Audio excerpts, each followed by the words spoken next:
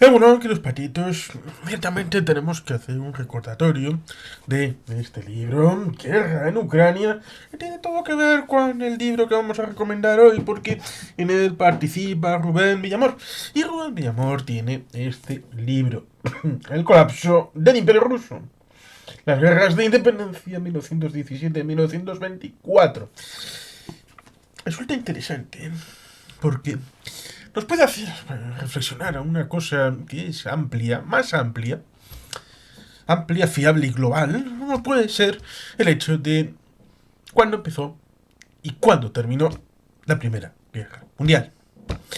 Ya hice un vídeo y tuve la suerte de haber participado en un servidor en el canal del amigo Eurasia 1945,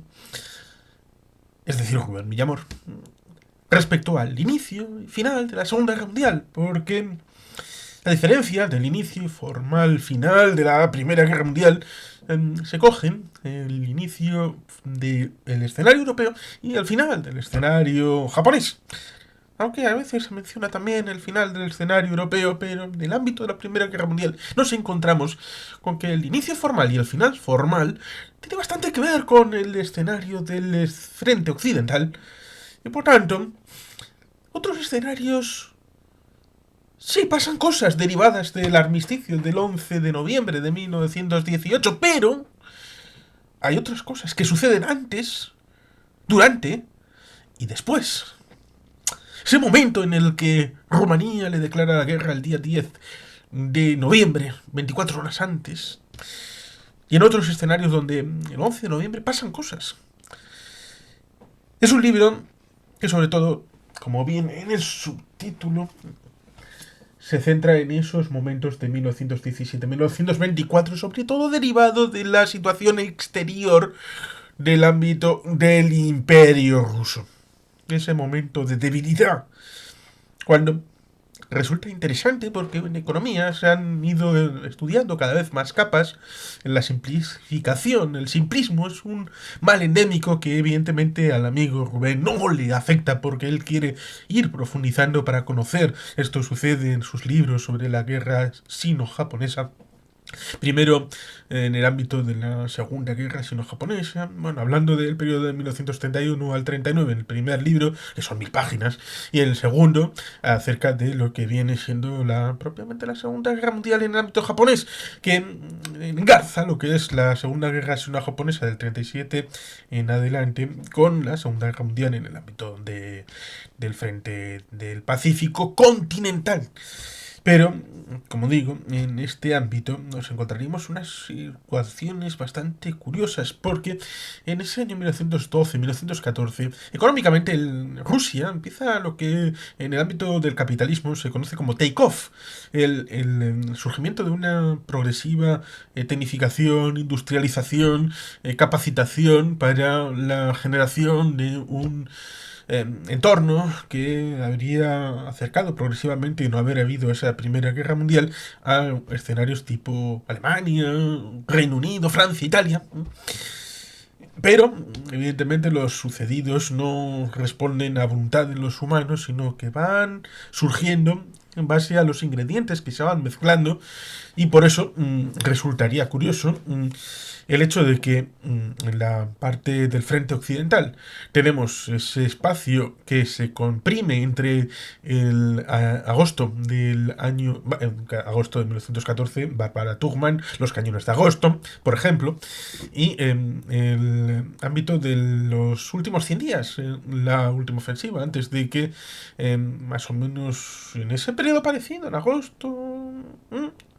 por ahí, le empezara a dar un síncope a Ludendorff y eso desencadenaría esas ruedas que al final en octubre acabaron con la paz en el armisticio y luego con el intento de cobertura con la llamada puñalada por la espalda, pero en los frentes oriental, en el Cáucaso, en el ámbito de Asia Central, porque son elementos que están en el ámbito periférico de lo que es Rusia, aunque no tanto.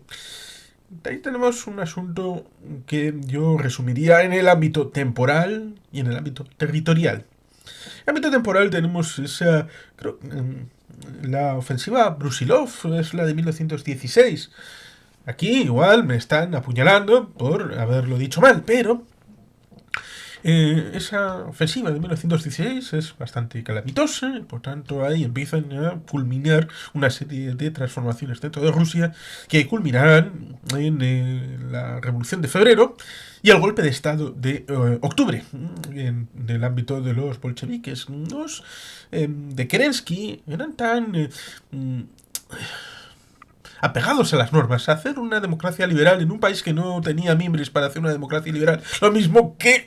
en la República Española querían hacer una república, aquellos sectores que no eran republicanos sino occidentalmente, ya sea en la izquierda, ya sea en la derecha, y por tanto resultaba bastante difícil, sobre todo cuando nos encontramos en 1935-36 con los gobiernos de Chapa Prieta, de Portela Valladares, pero eso es España, no es el ámbito de Rusia, pero el concepto es bastante similar, en tanto en cuanto allí querían establecer una democracia liberal. Incluso hicieron para noviembre aquella asamblea constituyente que los bolcheviques obtuvieron un 30%, lo cual la propaganda hizo que Lenin hablara de todo el poder para los soviets, pero cuando hablaban así de todo el poder para los soviets, estaban realmente diciendo todo el poder para los bolcheviques dentro de los soviets, lo cual evidentemente le habría granjeado bastante problemática porque estaría diciendo el poder para mí y dentro del bolchevismo el poder para Lenin, y eso significaría, es algo equivalente a lo que acabamos de vivir y habían quitado con febrero, es decir, el zar, la culminación, la cúspide de alguien que mandara sobre todo el resto, es decir, un zar rojo en vez de un zar blanco. Y por lo tanto, ahí tenemos algo que fracasó, pero fracasó porque mucha gente no creía en lo que Kerensky quería para el ámbito de Rusia, porque en 1905, cuando en el momento de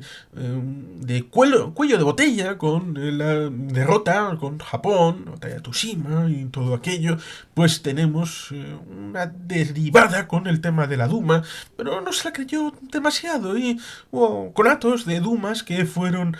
participando algunos grupúsculos, pero el zar Nicolás II tenía una problemática y es que había heredado de su padre Alejandro III un odio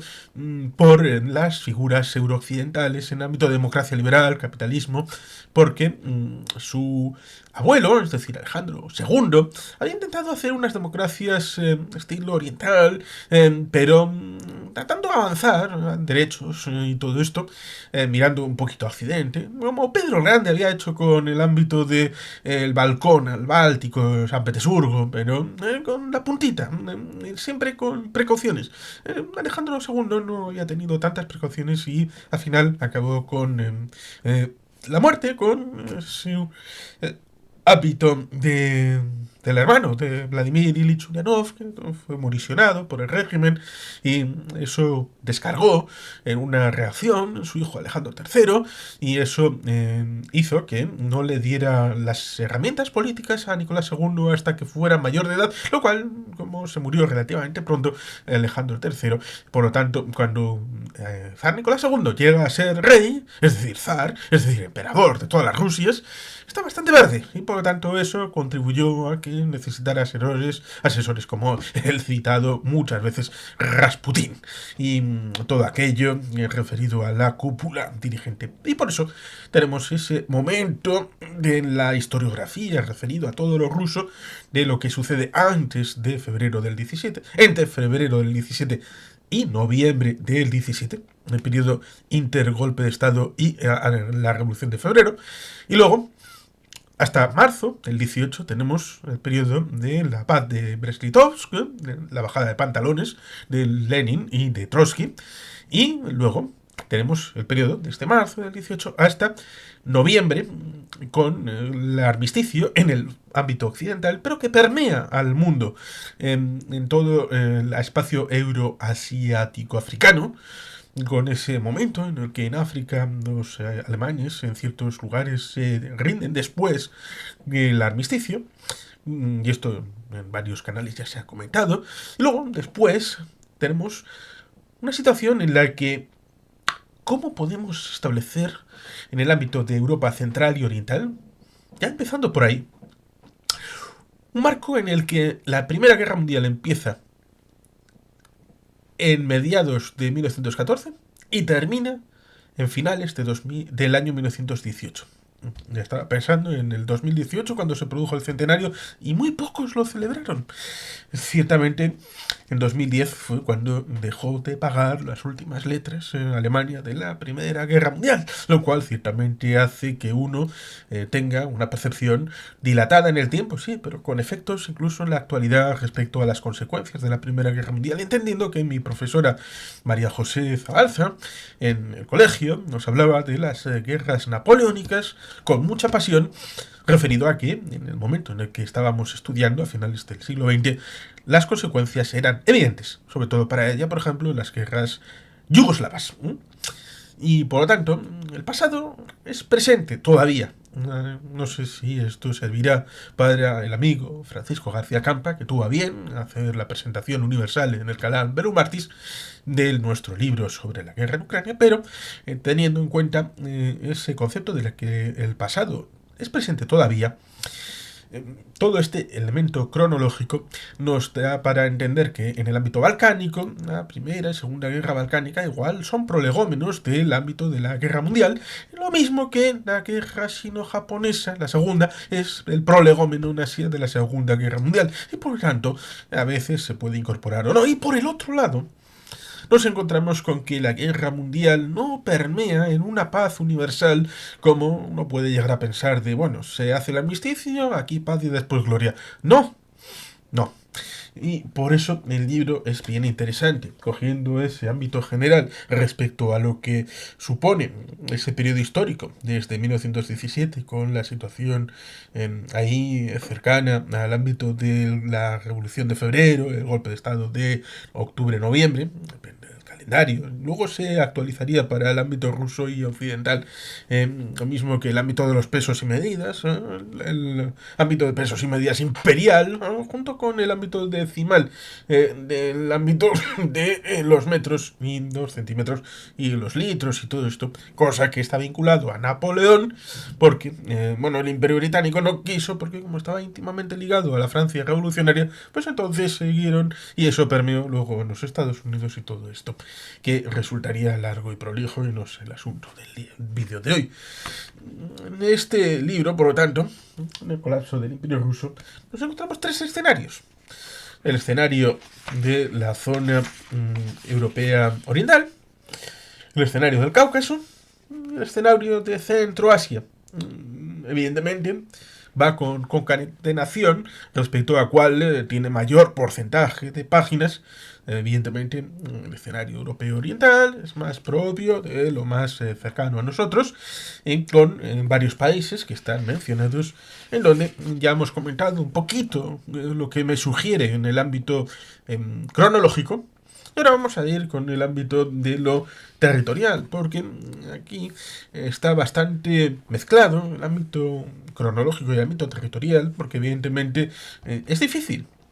Es muy complicado hacer unas cajitas omnicomprensivas universales que hagan estos periodos en donde, bueno, aquí ha pasado esto, luego ha pasado lo otro y luego lo más allá. Porque hay elementos que permean antes, durante y después y que generan, evidentemente, más que fotos fijas, procesos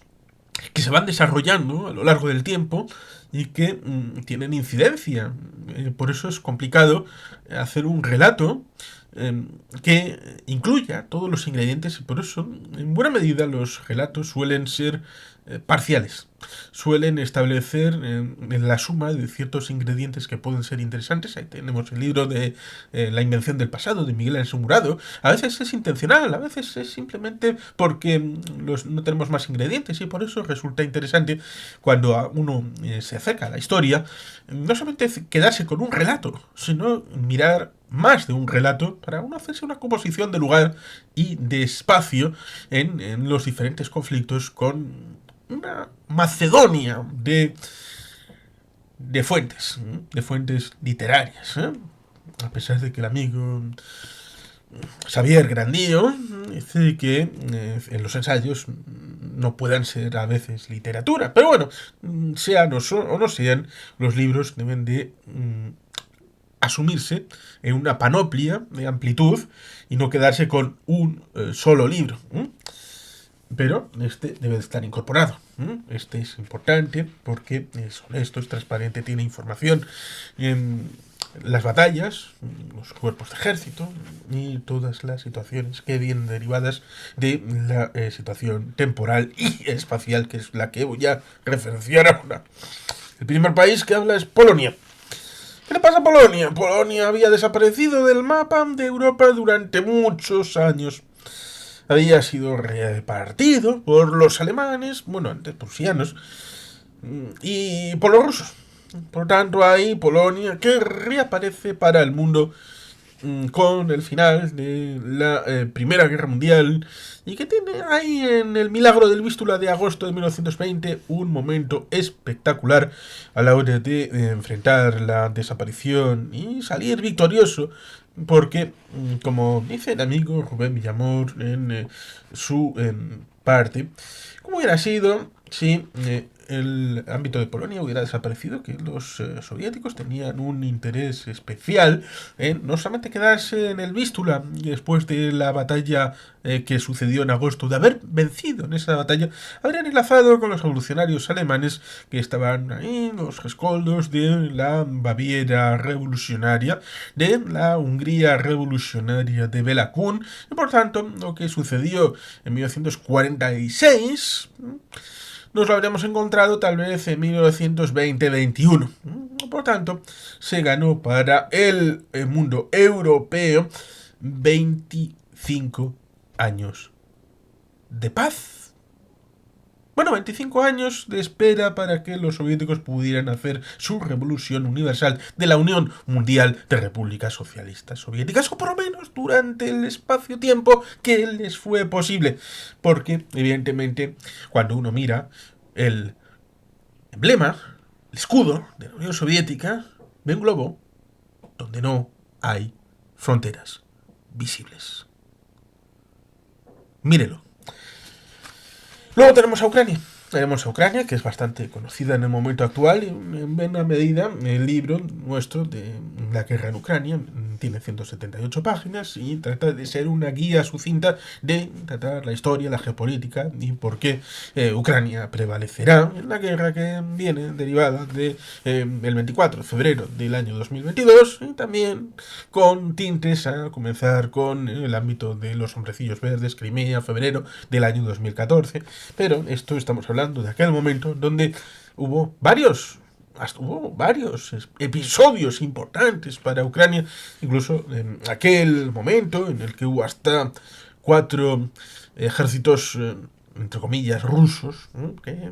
estaban luchando en territorio actualmente conocido como Ucrania, como es el ejército negro de los anarquistas, el ejército verde de los campesinos, el ejército rojo de Trotsky y el ejército blanco, que evidentemente tenía luego las facciones ucranianas en el ámbito de la proximidad para tratar de tener unas repúblicas ucranianas independientes. Esto es interesante mencionarlo porque evidentemente tenemos ahí un asunto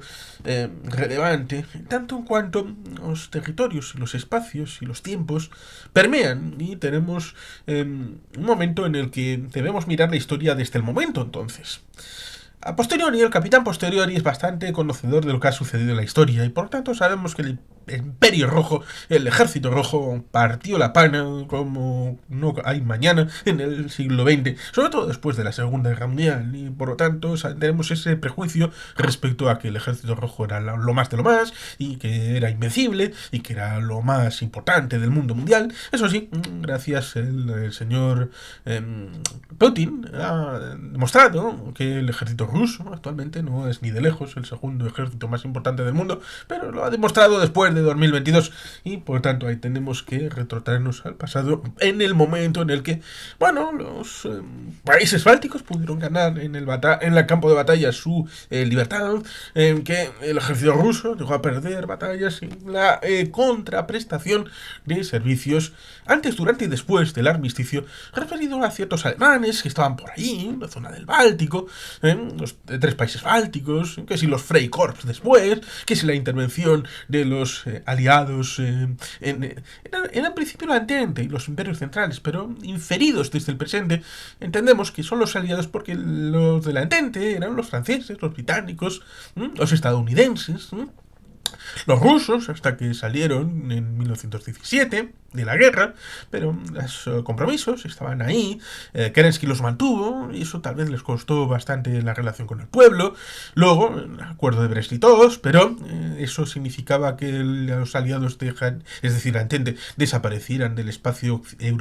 oriental y se centraran únicamente en el espacio occidental. Los alemanes no desaparecieron de ese espacio, dejaron una cuartilla de soldados bien importante para manejar sus negociados en el ámbito oriental, lo cual tal vez les impidió una mayor prestancia en el ámbito de Occidente entre marzo y octubre del año 18. Por tanto, ahí tenemos la influencia, la importancia que debe de hacerse desde el momento de entonces,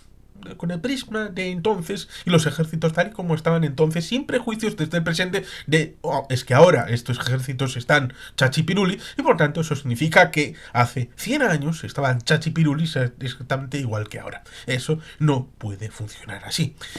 A continuación, el bueno de Rubén Villamor nos habla de Lituania, Letonia y Estonia. Cada país tuvo su evolución particular. Lituania tiene su primera presencia en la historia en 1909. Pudo celebrar ciertamente un poquito el milenarismo de su existencia como país, como el término de identidad de Lituania. Luego estuvo la mancomunidad polaco-lituana, que tuvo tanta importancia en el ámbito como la tuvo Suecia en el Báltico. Y, por tanto, ahí Lituania pues es un elemento muy importante y que, como he tratado de decir antes, tuvo su importancia en el ámbito de los crossovers, porque hay guerras que se interrumpen y en un capítulo habla desde el punto de vista, por ejemplo, polaco, luego en la guerra polaco-lituana referido al ámbito del punto de vista de los lituanos, lo cual es agradecido porque casas luego el punto de vista de uno y de otro para hacerte una idea de lo que ha sucedido. El ámbito de Letonia, que tenemos en general Batiatis, que fue importante para la creación de los bolcheviques. Luego Batiatis hará un viraje hasta la Segunda Guerra Mundial, y por tanto tenemos la presencia y la prestancia en ámbito de número total y de porcentual respecto de la población de Letonia, tanto con los dos extremos, tanto como los del Tercer Reich y con los soviéticos, siendo la primera punta de lanza del ejército soviético. Luego veremos la prestancia y en el canal Eurasia 1945, el canal de Rubén Villamor, ha ido el profesor Carlos Caballero Jurado para explicar la presencia de los letones en el ámbito de la Segunda Guerra Mundial, retrotrayendo a estos tiempos de los años de final de la Primera Guerra Mundial y los años 20 y 30. Y ahí tenemos los estonios, que tienen una mayor relación cultural con los finlandeses, los finurálicos, que, bueno, pues tienen ese momento de la historia en el que pudieron haber tomado la capital, Petrogrado, teniendo a unos 16 kilómetros la vista de la ciudad, casi más o menos lo que estará en el Tercer Reich, luego en 1942, prácticamente, ahí estarán de tomar la balconada del Báltico, que haría Pedro el Grande, pero en ese momento tienen otra situación bélica, los estonios, en ese año, que les obliga a dividir sus esfuerzos. Por tanto, son visiones que a lo largo de todo el libro se van permeando de guerras que son cruzadas espacio-temporalmente y que influyen las unas en las otras a la hora de generar ese espacio general de la historia, que a veces es subrayado en simplismos y simplificaciones, que es realmente horrible, horrible hacerlo así, porque eso traiciona la historia, traiciona a toda esta gente que tuvo sus dimes y diretes, tuvo sus pasiones, tuvo sus emociones, pero tuvieron sus trayectorias y lo hicieron de la mejor manera que supieron, y eso contarlo en detalle es algo que debería de ser lo más lógico, lo más ecuánime. Evidentemente tenemos Finlandia, que había sido en el siglo XIX considerada como un gran ducado dentro del ámbito ruso, y que luego intentó, a través de lo que dijimos de Alejandro III, que se le fue la flapa, en cierta manera, por una malinterpretación del legado de su padre Alejandro II, pues intentó una rusificación forzada, y eso permeó en una cierta formulación de extrañamiento referido a, por ejemplo, Finlandia. Y eso significó que cuando pudieron ser independientes, se fueron independientes. Y los soviéticos, teniendo esa permeación, el metabolismo de lo que había sido esa situación previa de la rusificación, intentaron forzar una guerra civil que acabaron ganando los blancos en Finlandia y que mantuvo su independencia, pero que fue bastante triste y dolorosa, como el amigo Emiliano Jiménez lo recordó respecto a nuestro libro de la guerra en Ucrania, que tenía que, en ese background referido a la historia, siglo XX, siglo XXI, debería de mencionarse, pero aquí está el libro que puede acompañar al nuestro referido a estas tareas de hablar de ciertos aspectos de historia, porque el nuestro es de 178 páginas y el nuestro, referido a este, que trata de un ámbito específico de la historia, el ámbito de Rubén Villamor, con este son 334 páginas. Por tanto, la profundización de un marco general de un libro que trata de establecer platitos de degustación referido a diversos temas, a la hora de que luego cada cual pueda profundizar en ellos, en los libros que cada uno guste. Por ejemplo, este libro de Rubén Villamor es uno de esos ejemplos claros en donde uno puede profundizar referido a algunos temas concretos en bibliografía que uno puede aportar. Y por lo tanto aquí el libro es una maravilla que continúo en el índice, como es el ámbito de Belarus y de Moldavia, que tienen actualidad bastante importante, y por lo tanto hacer una extrapolación desde el pasado hacia el presente, pero no al revés, desde el presente hacia el pasado, es algo que puede ser interesante. Y en el ámbito de Europa Oriental, pues tenemos ese esquema referido a estos países que tienen su presencia, su presencia en el ámbito de aquel momento y que siguen estando ahí en la situación actual. Luego tenemos el Cáucaso, vamos a dividirlo en dos aspectos. Uno, el Cáucaso Norte, referido también a la zona del Kuban, pero no solo, de la zona de lo que es Icteria, es decir, Chechenia, Dagestán, Karabano-Balkaria, Balkaria. He dicho Valkyria, yo estaba pensando en la operación de 1944 de intentar cargarse al señor del bigotito, el cabo austríaco de Bohemia. Bueno, pues no estamos hablando de estas repúblicas que siguen estando ahora. Incluso hay el autor, el amigo Rubén Villamor, establece que en ciertos lugares, por ejemplo en la zona de Chechenia, desde el año 1941 hacia el pasado, llevaban ya como 20 años de guerra intestina, y que de ese momento hasta el año 91 siguen estándolo, y por lo tanto él habla de una guerra continuada de 70 años en donde realmente llega el periodo de la guerra mundial. Stalin disuelve varios pueblos enviándolos a Siberia, las deportaciones masivas, es algo horrible que evidentemente merece su lugar en la historia, como por ejemplo con Gilles Macdonogh, con su libro Después del Reich, que habla de las deportaciones, por ejemplo, Benes en Checoslovaquia, después de la finalización de millones y millones de alemanes que fueron enviados, entre comillas, de vuelta a Alemania. Y cuando digo Alemania, es a la República Federal de Alemania, no a la República Democrática, cuando hicieron el trabajo a la inversa de lo que había hecho en parte el Tercer Reich en los años precedentes. Es decir, hay que contar tanto el camino hacia allí y el camino de vuelta, lo que hace un buen historiador como es Rubén Villamor. Y por tanto, en el Cáucaso tenemos esa parte norte que ha permeado dentro del ámbito de la historia rusa. Rusia siempre ha tenido la idea de contar sus cuitas tal y como le ha gustado y ser impermeable a la investigación de ciertos investigadores desde el exterior. Solamente un periodo, desde el año 91 hasta el año 99, fue posible entrar más o menos libremente en los centros de estudio de archivos de la extinta Unión Soviética, de la Federación de Rusia naciente. Y después, a partir de Putin,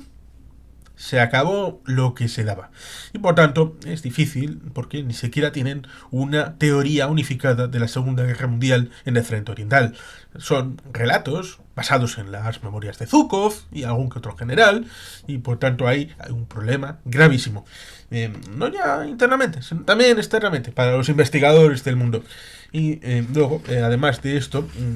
tenemos Georgia, Armenia, Azerbaiyán. En un momento dado, el autor dice que tarde, que se hubieran hecho el asunto de la unificación antes, porque recordemos un pequeño detalle. La Unión Soviética, en diciembre de 1922, surge de la unión de 4 repúblicas. 4,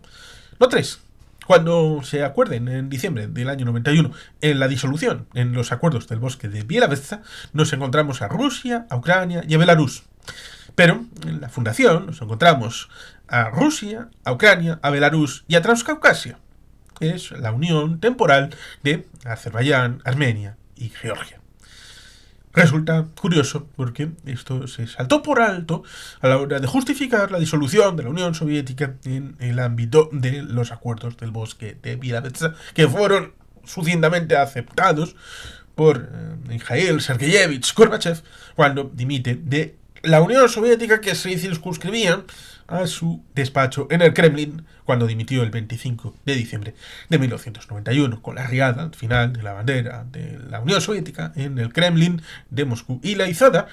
de la bandera del general Blasov, digo, de los zares, digo, de la Federación de Rusia en el Kremlin. Y por lo tanto ahí tenemos un momento en el que en Georgia, en Armenia, en Azerbaiyán, la guerra mundial no termina. La guerra no termina el 18 de noviembre de 1918. El 11 de noviembre de 1918 no es nada, prácticamente. Ni en Georgia, ni en Armenia, ni en Azerbaiyán, sino un tránsito hacia la continuidad de una guerra soterrada de localismos, ámbitos. Digo localismos en tanto en cuanto cuando uno mira Camboya, cuando uno mira Vietnam, Ho Chi Minh y Pol Pot se conocieron en París, sirviendo en hoteles de la capital francesa.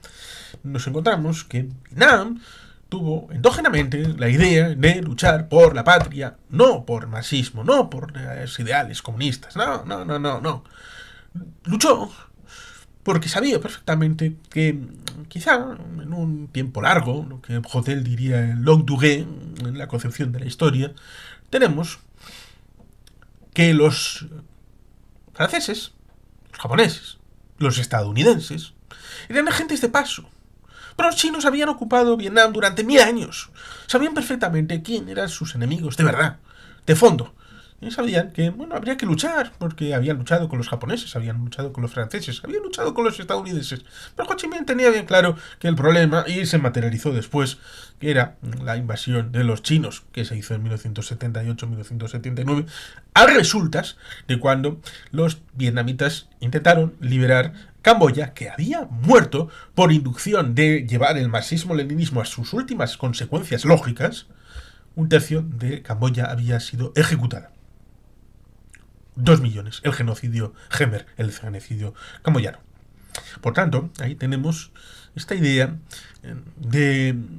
la contradicción primaria y secundaria en el marxismo, que resultaría largo y ocioso el comentarlo,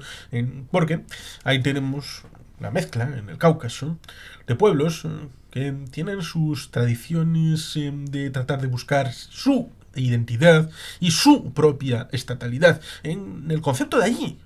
de lo que son los pueblos, las tribus y todo esto,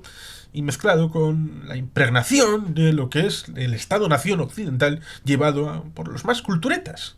Por lo tanto, hay choques diversos que eclosionan en guerra, sobre todo teniendo en cuenta un pequeño detalle, y es que era muy favorable el hecho de buscar la resolución de los problemas a través de las, dicho plata, de las hostias.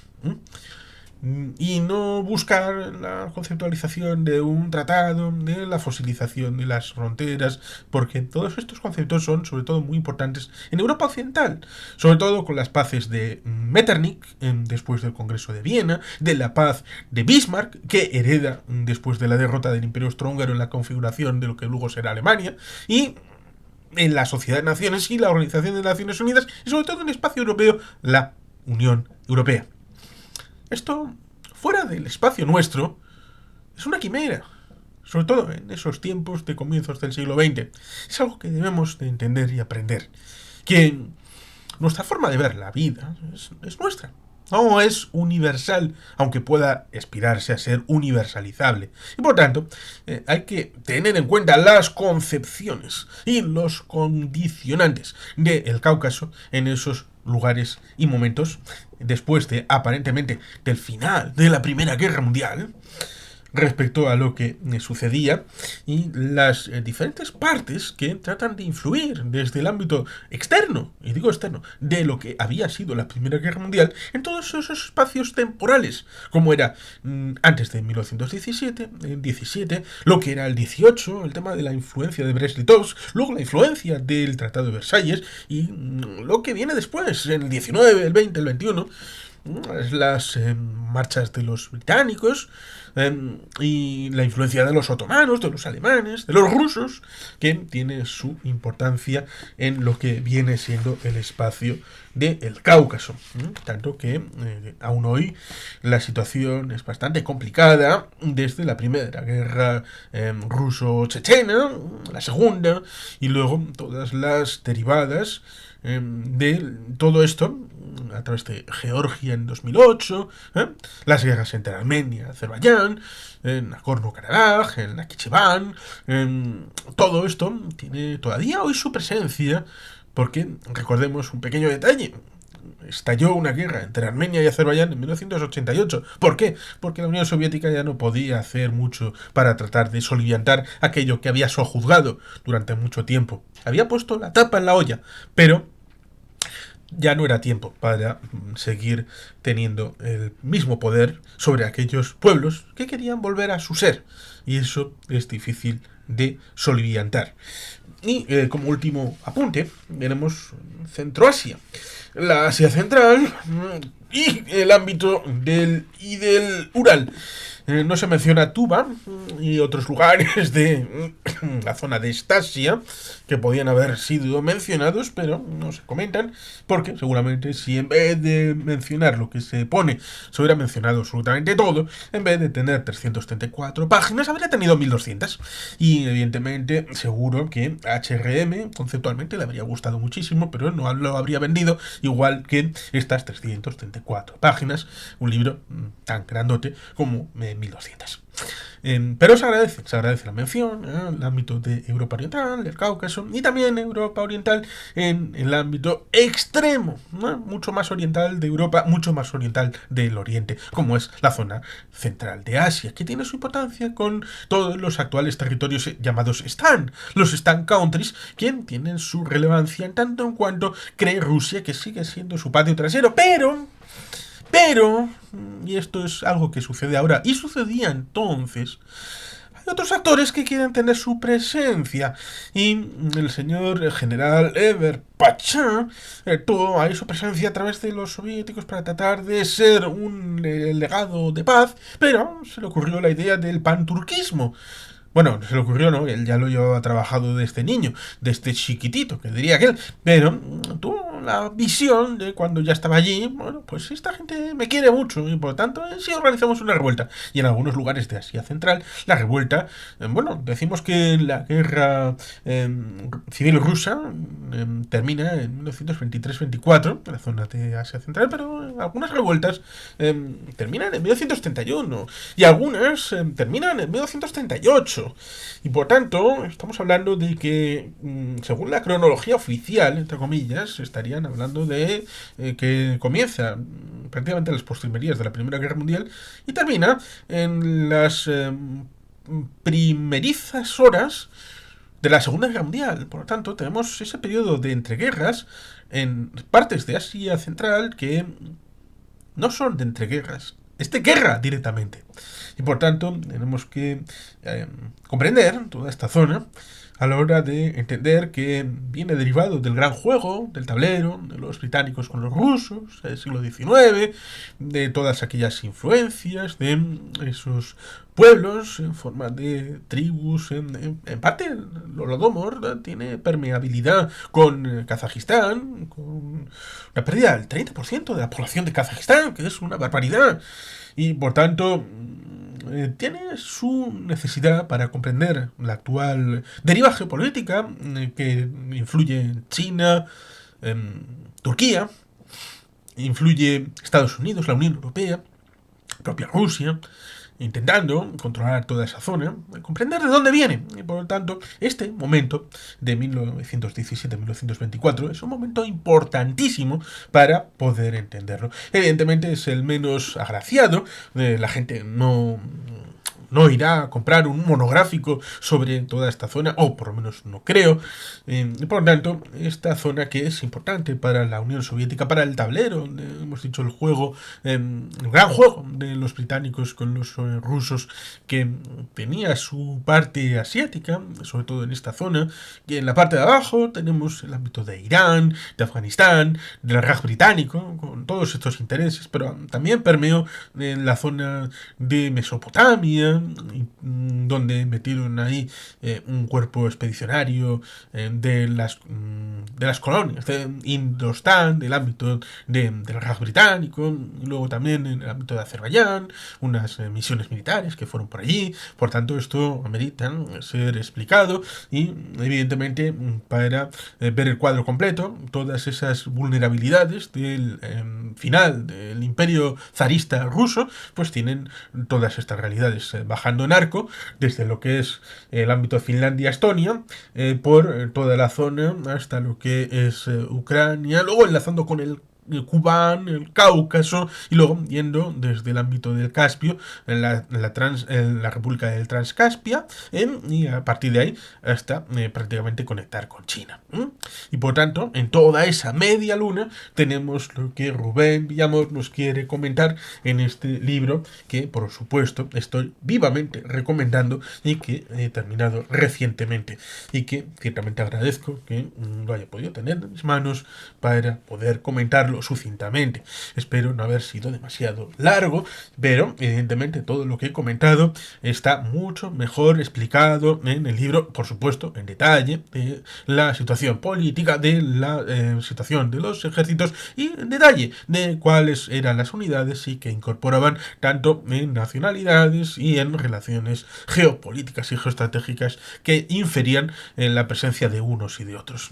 sobre todo en el espacio y también en el tiempo, porque cuando uno hace el tablero, el espacio y el tiempo, se da cuenta de la complejidad que hemos tratado de explicar, referido a que la explicación más simple pondría, bueno, final de la Primera Guerra Mundial, entonces entre guerras, y ya aquí esto, lo otro, lo más allá, 4 pinceladas y se acabó. No, Rubén trata de hacernos una explicación más rica, más profunda, que nos comprenda la idea de que estos escenarios y estos actores fueron no con una visión desde el presente que podamos forjar referido a unas ideas que nos han tratado de encapsular en unos esquemas un tanto básicos, sino que tenían sus intereses, tenían sus realidades, tenían sus vocaciones y sobre todo tenían sus ventanas de oportunidad que fueron aprovechando de un lado o de otro, y sobre todo la idea de que la guerra es una norma en nuestra historia. La paz es una excepción, gloriosa y bendita excepción, pero que evidentemente nos establece que los pueblos generalmente tienen esta idea de tratar de imponer a los demás aquello que consideran por medio de la fuerza, del instrumento de la fuerza. Y eso es algo que debemos aprender para comprender desde el presente que igual nos habría gustado actuar de otra manera en el pasado. Y con esa lección, entender cómo actuar en el presente